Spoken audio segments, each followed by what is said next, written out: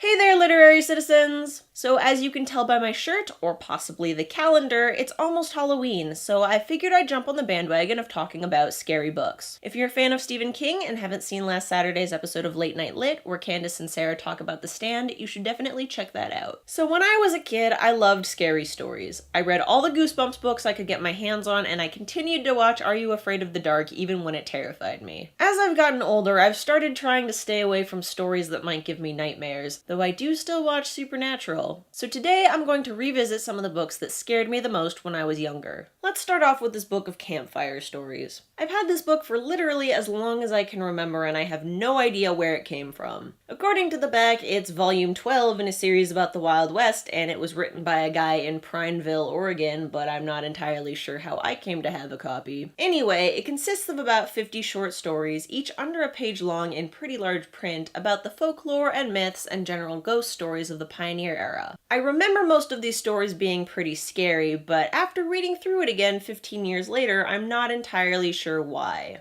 The stories are lacking in suspense, which isn't too surprising when you consider they're all under 350 words, and most of them end with a rational explanation for whatever supernatural occurrence was driving the story. Honestly, if you're looking for frightening folklore, go for some Brothers Grimm instead. This next book held up better under inspection of a reread. The Fairy Rebel is by Lynn Reed Banks, who also wrote The Indian in the Cupboard, and it's about a woman named Jan who befriends a fairy, and this fairy decides to use her magic powers to help Jan have a baby. This really pisses off the Fairy Queen because apparently fairies and humans are not supposed to socialize, so 8 years later the Fairy Queen starts sending Jan's daughter all these passive-aggressive birthday gifts, including a necklace that tries to strangle her and a dead rose that multiplies all her toys until she's buried under a mountain of stuffed animals. And then the Fairy Queen actually shows up, riding on a 5-foot-tall throne made entirely of live wasps. And then there's an epic battle and all that fun stuff, but the point is that this book is actually much more terrifying than it looks from the cover. I'm also pretty sure it's the reason I still scream and run away whenever I encounter a wasp.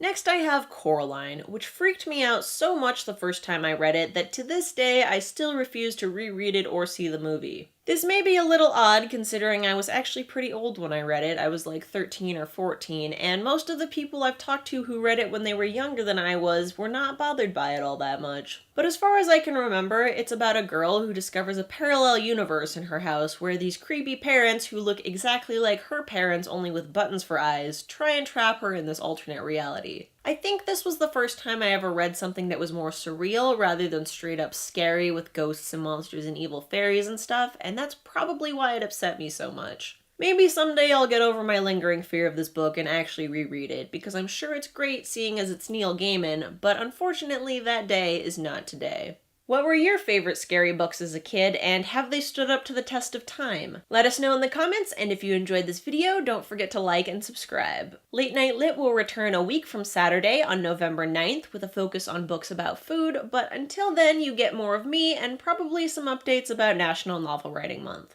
See you next time! Jan's daughter, all these passive-aggressive fairy gifts. Well, yeah. Can you say Happy Halloween? No, you can't, because you're a cat. Who's handsome? Are you the handsomest? Nope.